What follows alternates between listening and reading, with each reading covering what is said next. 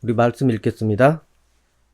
오늘 말씀은 신명기 3장 25에서 28절 같이 읽겠습니다. 시작. 구하옵나니 나를 건너가게 하사 요단 저쪽에 있는 아름다운 땅, 아름다운 산과 레바논을 보게 하옵소서 하되 여호와께서 너희 때문에 내게 진노하사 내 말을 듣지 아니하시고 내게 이르시기를 그만해도 족하니 이 일로 다시 내게 말하지 말라. 너는 비스가 산꼭대기에 올라가서 눈을 들어 동서남북을 바라보고 네 눈으로 그 땅을 바라보라. 너는 이 요단을 건너지 못할 것임이니라. 너는 여호수아에게 명령하고 그를 담대하게 하며 그를 강하게 하라. 그는 이 백성을 거느리고 건너가서 네가 볼 땅을 그들이 기업으로 얻게 하리라 하셨느니라. 쉬운 성경으로 다시 읽어드리겠습니다. 제발 저도 요단강을 건널 수 있게 해 주십시오. 저도 저 아름다운 산들과 레바논을 보고 싶습니다. 그러나 여호와께서는 여러분으로 인해 나에게도 노하셨소. 그래서 내 말을 들으려고 하지 않으셨소. 여호와께서는 나에게 이렇게 말씀하셨소. 이것으로 만족하여라. 그 일에 관해서는 더 이상 말하지 마라. 비스가 산꼭대기로 올라가서 서쪽과 북쪽과 남쪽과 동쪽을 둘러보아라. 너는 그 땅을 볼 수는 있어도 요단강을 건널 수는 없을 것이다. 여호수아를 불러 세워라. 그에게 용기를 불어넣고 힘을 주어라.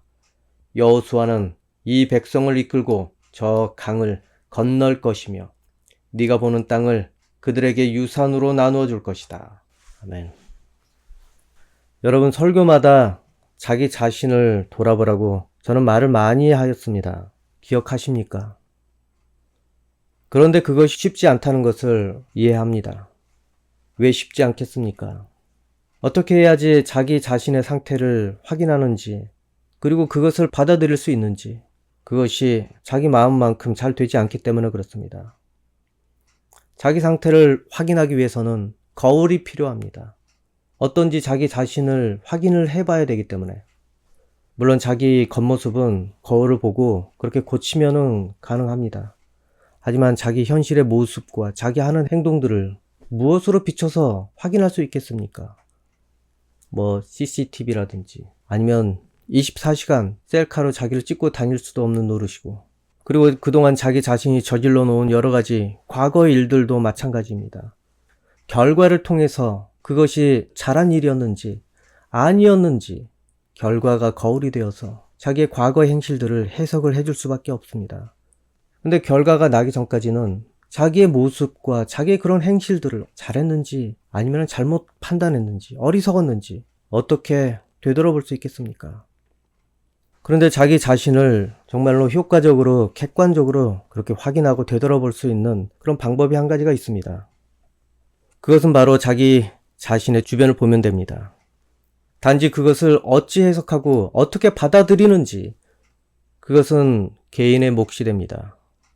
합리화할 수도 있고, 그리고 오히려 긍정적으로 받아들일 수도 있고, 자기의 지혜에 따라서 그것이 해석이 되고 또 거기에 따라서 자기 자신을 되돌아보게 될 것입니다.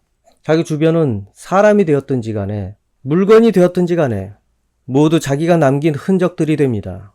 그것에 자기 자신의 모습이 담겨져 있다는 것입니다. 그것을 보면서 자기 자신에 대해서 이해할 수 있게 됩니다. 물론 모든 순간순간마다 그것을 판단하고 또 이해하려면 너무나 피곤할 것입니다. 때로는 자기가 자기 스스로 이해해 줄 필요도 있고, 때로는 이거는 도저히 이해해서는 안 되겠다 결단을 내려야 되는 그런 상황도 필요합니다. 아무튼 여러분, 자기 주변의 사람들과 물건들, 그것을 통해서 모두 자기 자신의 상황을 바로 판단해 보며 자기를 되돌아보기를 소망합니다. 오늘 본문은 모세의 답답한 상황을 보여주는 본문입니다. 이미 지난 일을 백성에게 설명을 하면서 자신의 처지를 백성들 앞에서 한탄하는 그런 본문입니다. 당시 나이는 대략 120살 정도 되었습니다. 바로 모세가 죽기 전 그런 상황입니다. 숱한 우여곡절을 겪으며 그 지난 40년 광야길을 걸어왔는데 모세는 그 요단강 건너편을 갈 수가 없었습니다. 가는 것이 허락되지 않았습니다. 그리고 하나님께서는 불편하셨는지 더 이상 이야기하지 말라고 했습니다. 더 이상 이 말을 나에게 꺼내지 마라. 듣고 싶지 않으시다는 것입니다. 그 이유에 대해서 모세는 이렇게 이야기합니다. 너희 백성들을 상대하다가 내가 나에게까지 하나님께서 화가 나셨기 때문이다. 민수기 27장 12에서 14절을 보면은 여호와께서 모세에게 말씀하셨습니다. 이 아바림 산맥의 산에 올라가서 내가 이스라엘 백성에게 주는 땅을 보아라. 그 땅을 본 다음에 너는 네 형 아론과 마찬가지로 죽게 될 것이다. 이는 너희 둘이 신 광야에서 내 명령을 따르지 않고 무리바 샘에 있을 때에 백성 앞에서 나를 거룩히 여기지 않았기 때문이다. 이것은 신 광야인 가데스의 무리바에 있는 샘입니다. 도대체 모세에게 가데스의 무리바라는 그곳 그 샘에서 무슨 일이 일어난 것입니까? 아니 모세가 무슨 잘못을 했길래 모세의 소원을 거부하게 된 것입니까? 민수기 20장 7에서 13절을 보면은 여호와께서 모세에게 말씀하셨습니다. 너와 네 형 아론은 백성을 불러 모아라. 그리고 네 지팡이를 가지고 간 후에 백성 앞에서 저 바위에 대고 말하여라. 그러면 저 바위에서 물이 흘러내릴 것이다. 그 물을 백성과 그들의 짐승에게 주어 마시게 하여라. 모세는 여호와께서 명령하신 대로 여호와 앞에서 지팡이를 잡았습니다. 잠깐만, 여기에서 여호와 앞이라고 했습니다. 그리고 우리가 기억해야 되는 것은 바위에 대고 말하여라. 10절부터 다시 읽겠습니다. 모세와 아론은 백성을 바위 앞에 불러 모았습니다. 그런 다음 모세가 말했습니다. 불평꾼들이여 내 말을 들으시오. 당신들을 위해 이 바위에서 물이 나오게 하면 되겠소? 모세는 손을 높이 들고 그 바위를 지팡이로 2번 내리쳤습니다. 그러자 바위에서 많은 물이 흘러내렸습니다. 백성과 그들의 짐승이 그 물을 마셨습니다. 그러나 여호와께서 모세와 아론에게 말씀하셨습니다. 너희는 나를 믿지 않고 백성 앞에서 나를 거룩히 여기지 않았다. 그러므로 너희는 내가 약속으로 주겠다던 그 땅으로 백성을 인도하지 못할 것이다. 이곳에서 이스라엘 백성이 여호와와 다투었기 때문에 이곳 물을 무리바 물이라고 하였습니다. 여호와께서는 백성에게 여호와의 거룩함을 나타내어 보이셨습니다. 여러분, 뭔지 이해하시죠? 여호와 하나님께서 그냥 말하면 된다고 했는데 모세가 어떻게 했습니까? 2번 내리쳤습니다. 그것도 손을 높이 들어서 이 지팡이로. 그래서 하나님께서는 아론과 모세를 그 땅에 들어가지 못하게 그렇게 하신 것입니다. 물론 모세의 사정도 이해를 합니다. 백성들과 계속 시달리다 보니까 너무나 화가 났을 것입니다. 와서 불평하면서 자꾸 모세와 따지며 그렇게 다투기 때문에 얼마나 힘들었겠습니까? 그런데도 하나님께서는 비록 모세라 할지라도 모세에게 책임을 추궁을 하셨던 것입니다. 비록 모세가 자기의 답답함도 있지만은 그렇게 해서는 안 됐습니다. 민수기 20장 3에서 5절을 보면은 그들이 모세와 다투며 말했습니다. 우리 형제들이 죽을 때 우리도 여호와 앞에서 죽는 것이 나을 뻔했소. 당신은 왜 여호와의 백성을 이 광야로 끌고 왔소? 우리와 우리 짐승을 여기서 죽일 작정이요? 왜 우리를 이집트에서 이 끔찍한 곳으로 끌고 왔소? 여기에는 씨 뿌릴 장소도 없고 무화과도 없고 포도도 없고 석류도 없소. 그리고 마실 물조차 없소.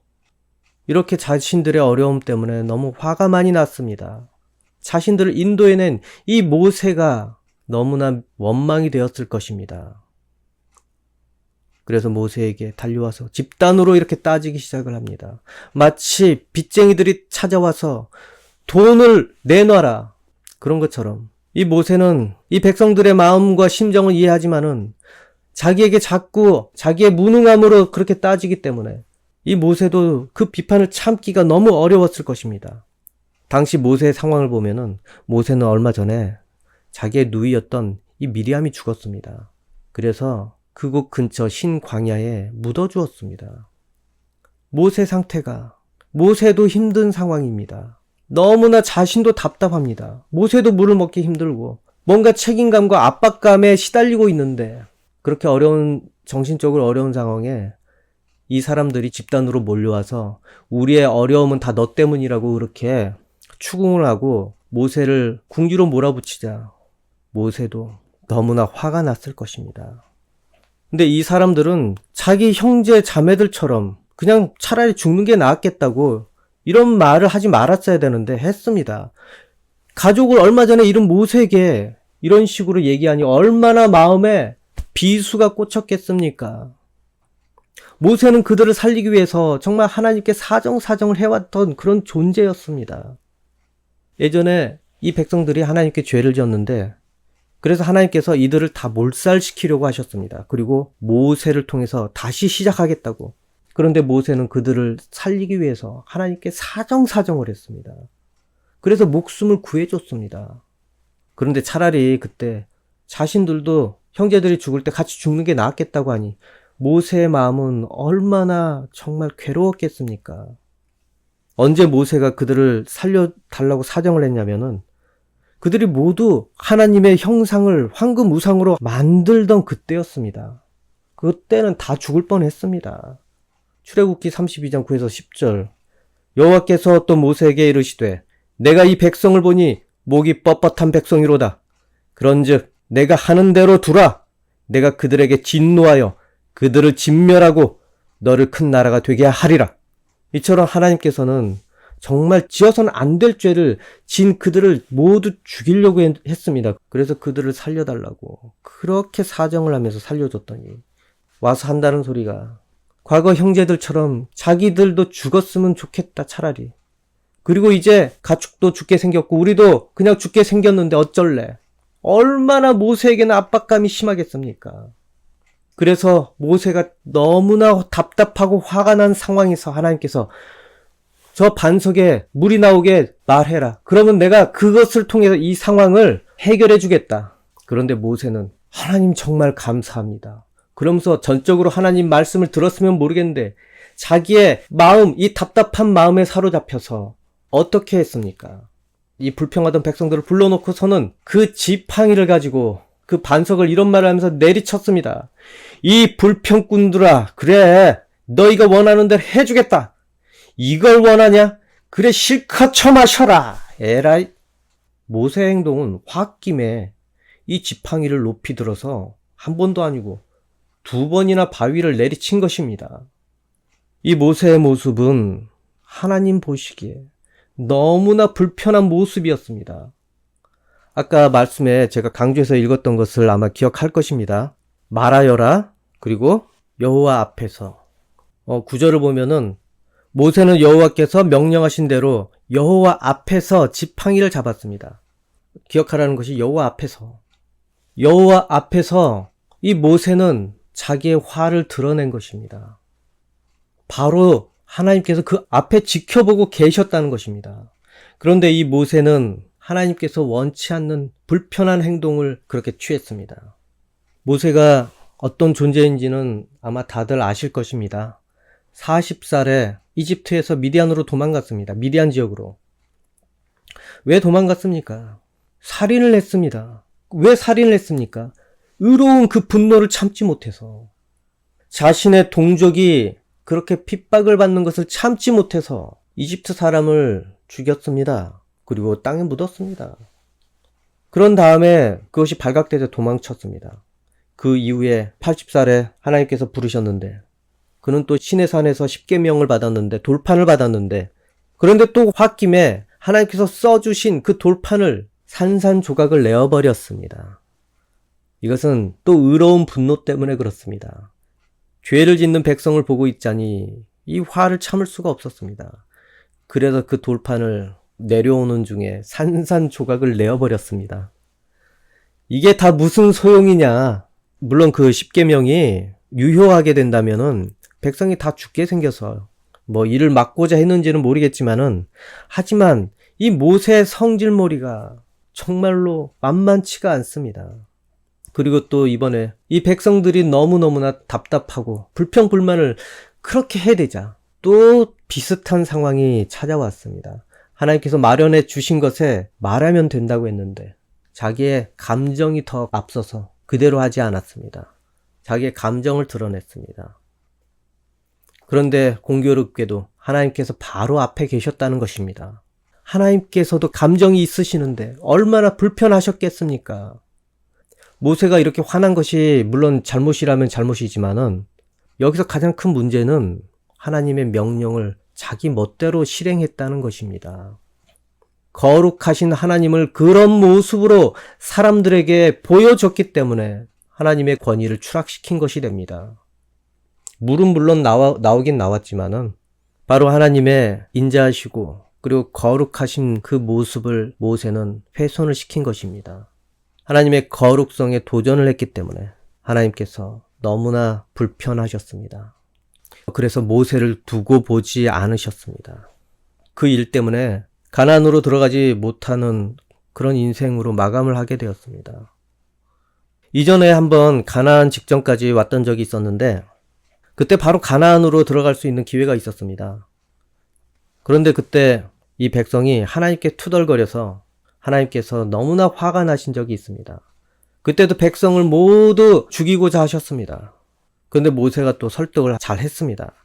그래서 살아남긴 했는데 그런데 하나님께서 바로 죽이지는 않는데 가나안은 못 들어가게 하시겠다고 그때도 결정을 하셨습니다. 그리고 하나님의 계획을 지지하던 이 갈렙만 허락을 하겠다고 하셨습니다. 그런데 그때만 해도 모세는 그나마 가나안으로 너는 들어가게 해주겠다. 모세의 상황은 그랬습니다. 왜 그랬냐면은 이 이스라엘 백성들을 모두 죽이고 너를 통해서 다시 시작을 하겠다.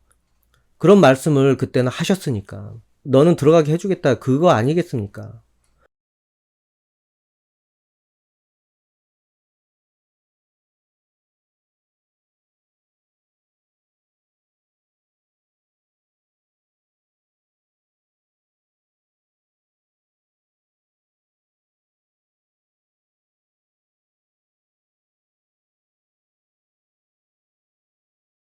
어쩌면은 40년 광야를 떠돌 필요도 없었을 것입니다. 다 모든 백성을 병들어 죽게 하고 바로 그냥 모세만 데리고 바로 진입하려고 하셨던 것 같습니다. 그런데 모세 지금 이 처지가 그들하고 똑같아졌습니다.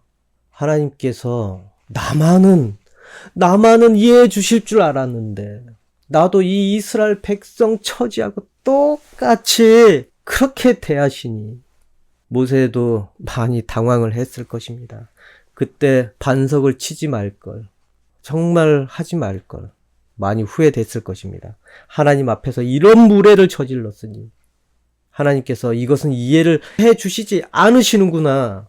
하나님께서 제일 참을 수 없는 것은 하나님 권위에 도전하는 것입니다. 그리고 하나님의 거룩성을 훼손하는 그런 행위입니다. 아무리 자기가 의로운 분노가 그렇게 치밀어 오른다고 하더라도 하나님께서 은혜를 베풀고 연민하는 마음을 베풀려고 의도를 가지시고 그렇게 지시를 한 것인데 이 하나님의 연민하는 마음에 자기 분노를 심어버렸으니까 자기 분노로 이 불쌍함을 표현을 해버렸기 때문에 하나님 거룩성을 얼마나 훼손하게 된 것입니까? 이것은 정말 참을 수가 없었던 일입니다. 하나님을 왜곡해서 하나님의 마음을 왜곡해서 사람들에게 전해버렸기 때문에 그래서 이 모세는 아무리 사정을 해도 그 일 하나 때문에 하나님께서 허락을 하지 않으셨습니다. 그리고 말도 꺼내지 말라고 그렇게 말씀하신 것입니다. 가나안이 코앞에 있는데 구경만 하니 얼마나 괴롭겠습니까? 여러분, 지도자들은 늘 그 무리에 대한 일들에 대해서 책임을 지게 되어 있습니다. 그 자기가 이끄는 그 무리들이 모두 죄를 짓거나 아니면 모두 실패했다면은 그 지도자는 어찌 되겠습니까? 자기는 잘났으니까 자기는 이 어려움에서 제외가 되겠습니까? 나는 똑똑한데 이 부하들이 문제야. 이러면서 그 문제를 회피할 수 있겠습니까? 거기에서 자유로울 수 있겠습니까?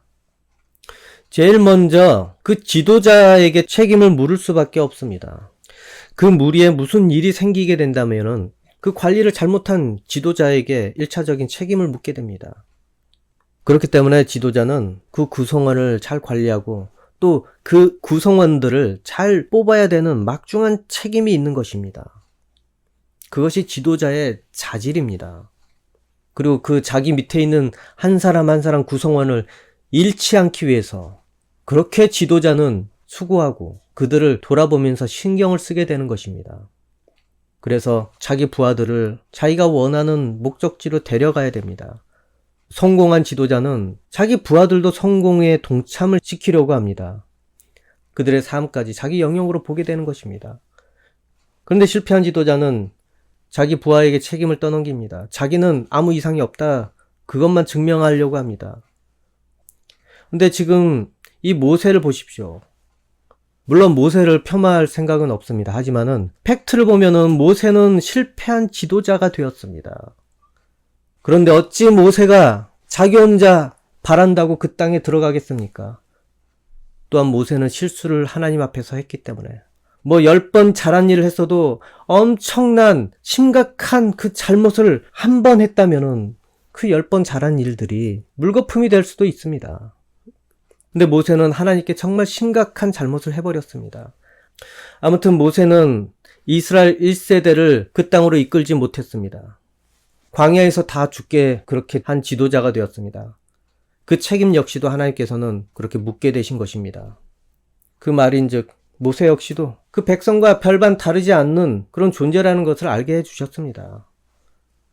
모세도 죄 짓던 그 1세대처럼 똑같은 신세로 그렇게 처하게 만들었습니다. 여러분, 모세는 결국 실패하고 여호수아를 통해서 하나님께서는 약속을 이루어 주셨습니다. 여호수아를 통해서 그 실패를 성공으로 그렇게 이끌어 주셨습니다. 여호수아를 통해서 결국 약속을 이루셨습니다. 광야에서 태어난 2세대를 통해서 그 약속의 땅으로 이주 계획을 완성을 시켰습니다. 모세가 정말 안타깝다 생각이 많이 들 것입니다. 그런데 하나님께서는 원칙은 원칙으로 지키시는 분이십니다. 그들을 여호수아라는 존재로 다시 그 길을 가게 하셨습니다. 이 모세는 실패하고 그 여호수아를 통해서 다시 이스라엘에게 구원의 약속을 이루어 나가셨습니다. 이 여호수아라는 이름은 예수라는 이름과 같습니다. 그것이 헬라어 발음이 되어서 예수라고 부르게 된 것입니다. 이것은 우리에게 어쩌면 상징적인 의미를 가지고 있는지도 모릅니다. 바로 예수님을 상징하는 것이 됩니다. 이 예수님은 우리에게 어떤 존재입니까? 여호수아와 비슷한 우리의 지도자가 되십니다. 어디로 우리를 인도하는 지도자입니까? 바로 약속하신 천국으로 우리를 인도하시는 지도자로 우리에게 오신 분이십니다. 그리고 우리는 그분의 인도하심에 따라서 지금 이 인생을 살아가고 있는 것입니다. 이 모세라는 지도자 역시도 상징적인 의미가 있습니다. 모세는 율법과 같습니다. 이스라엘 백성에게 율법을 주었습니다. 그리고 예수님이 오신 다음에 그 율법을 완성을 하셨습니다. 그 율법으로는 구원이 허락이 되지 않았습니다. 그리고 예수님이 오신 이후에 그 이스라엘은 망하고 말았습니다. 예수님께서 십자가로 모든 율법을 마감하시고 그 다음에 유대인에게 있던 그 약속을 우리를 통하여 이루게 하신 것입니다. 여러분, 이러한 지도자 잘 따라가고 있습니까? 예수님의 뜻에 비춰서 자기 자신을 되돌아보십시오. 예수님께서 자기에게 드러나고 있는지 한번 되돌아보십시오. 아까 자기 자신을 되돌아보라는 말은 뭐라고 얘기했습니까? 아까 자기 자신을 되돌아보라는 것이 무엇인지 제가 설명을 했습니다. 자기 주변도 함께 보라는 것입니다. 내가 지금 예수님을 나의 지도자로 그렇게 삼고 예수님을 따라가고 있는지 되돌아보십시오. 방향이 예수님을 향해 있는지 되돌아보십시오. 그러기 위해서 자기 주변을 먼저 보십시오. 자기 자신을 아무리 보려고 해도 때로는 보이지 않는 경우가 있습니다. 나는 다 내가 잘한 것 같거든. 그런데 자기 주변을 한번 보십시오. 내가 주변에 예수님 말씀대로 그렇게 행한 것이 있는지, 나를 통해서 저 사람에게 예수님을 드러낸 것이 있는지, 그래서 사람들에게 예수님의 복음이 전해지고 있는지, 나를 통해서 전해지고 있는지, 하나님께 영광되는 모습이 주변에 일어나고 있는지, 하나님께서 영광 받으실 일들이 주변에 일어나고 있는지, 그렇다면 여러분은 예수님을 지도자로 삼고 그리고 자기 자신은 온전히 걸어가고 있는 그런 존재가 됩니다. 하지만 여전히 다른 사람들 무시하면서 그 사람들을 정죄하기만 한다면 여러분은 실패한 모세를 따라 지금 가고 있는지도 모릅니다. 하나님께서 여러분에게 원하시는 것은 여러분을 통해서 하나님의 거룩하심이 드러나는 것이고 하나님의 인자하심이 여러분을 통해서 드러나게 되는 것입니다. 하나님께서는 세상 사람들을 불쌍하게 여기십니다. 그래서 여러분을 통해서 하나님의 그 연민하심을 세상에 드러내기를 원하십니다. 예수님은 실패한 지도자가 아니십니다. 다시 부활하신 성공하신 지도자이십니다. 그리고 예수님을 따르는 우리도 그와 같이 만들어 주실 것입니다. 그렇게 하시려고 영원한 사망으로 실패할 수밖에 없는 우리에게 오셨습니다. 잃어버린 자들 한 사람 한 사람을 찾으러 오셨습니다. 그래서 결국 따르는 모두를 천국으로 이끌어 가시는 지도자이십니다. 그리고 그 뜻을 따라서 우리도 제자가 되어서 자기 십자가를 지고 예수님을 따라서 예수님 뜻대로 살아가야 될 것입니다. 지금 그러고 있는지 자기 자신을 되돌아보십시오. 바로 나를 통해서 주변에 예수님을 드러내고 있는지 여러분이 그 행실이 어떠냐 이것입니다. 모세가 화를 내면서 자기의 의분을 드러냈습니다. 그런데 하나님께서 원하는 것은 그것이 아니었습니다. 하나님께서 인자한 모습으로 하나님의 거룩함을 드러내시는 것을 원하셨습니다. 아무리 이 백성이 투덜거리더라도 하나님께서는 그것에 반발하지 않으시고 너그러운 마음으로 그들의 어려움을 이해해 주시는 분으로 그렇게 하나님의 모습을 드러내고 싶으셨습니다. 여러분에게도 마찬가지입니다. 여러분이 종교적인 관습에 집착하여서 그것에 대해 옳고 그름만 따지느라고 그렇게 세상을 대하는 것을 원치 않으십니다. 여러분께서 예수님을 따라 살아간다는 것은 바로 자기 자신에게 예수님의 인자하심과 하나님의 인자하심이 세상 사람들에게 드러나고 그것을 사람들에게 끼쳐서 감동을 줄 수 있는 그 모습이 됩니다. 그리고 여러분이 예수님의 제자임을 알고 난 다음에 사람들은 그 복음을 받아들이게 됩니다. 여러분, 입으로 전하는 것도 중요하지만은 그 전하기 이전에 자기의 모든 행실들이 더 중요합니다. 자기의 행실이 바르지 않는데 어찌 하나님을 전한다고 해서 그것이 그대로 영향을 줄 수 있겠습니까? 여러분이 예수님을 따라 정말로 온전히 살고 있는지 아닌지 주변을 보십시오. 나 때문에 그들이 예수님 이름만 들어도 지긋지긋한 것은 아닌지 모세와 똑같습니다. 하나님께서 불편해 하실 것입니다.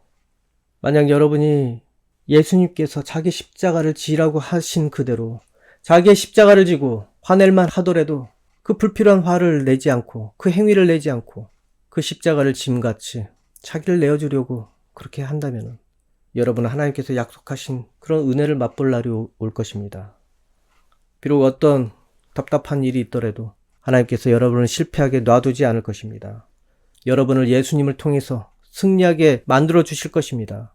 그리고 비록 답답한 일이 있더라도 선한 일을 하다가 낙심할 일이 있더라도 예수님께서는 그것을 통하여서 여러분이 넘어지지 않게 해주실 것입니다. 여러분 다시 한번 말하겠습니다. 자기 자신을 돌아보십시오. 이 말은 지금 자기 주변도 괜찮냐 이 말입니다. 자기 주변을 돌아보라는 말입니다. 나와 내 주변이 예수님께서 원하시는 모습으로 지금 살고 있습니까? 나는 예수님을 따라 살고 있고 그거는 기본입니다. 그리고 내 주변이 나로 인해서 복을 받고 있는지 아니면 나로 인해서 나와 더불어 내 주변도 역시 시험을 당하고 있는 것은 아닌지 확인해 보시기 바랍니다. 모두 우리가 예수님의 지체라는 것을 알기 바랍니다. 교회는 또한 예수님의 몸이 되는 것입니다. 자기가 잘됨 같이 교회도 잘 돼야 됩니다. 그리고 주변도 그 혜택을 누려야 됩니다. 근데 이것이 안 되면 억울한 마음만 생기고 왜 나만 혜택을 못 누리는지 그런 마음만 생기고 왜 나만 고생하는지 그런 마음이 생깁니다. 그리고 자기 자신을 자랑하며 드러내려고 할 것입니다. 나 때문에 도움받는 거에 대해서 알아주고 인정해 주기를 원합니다.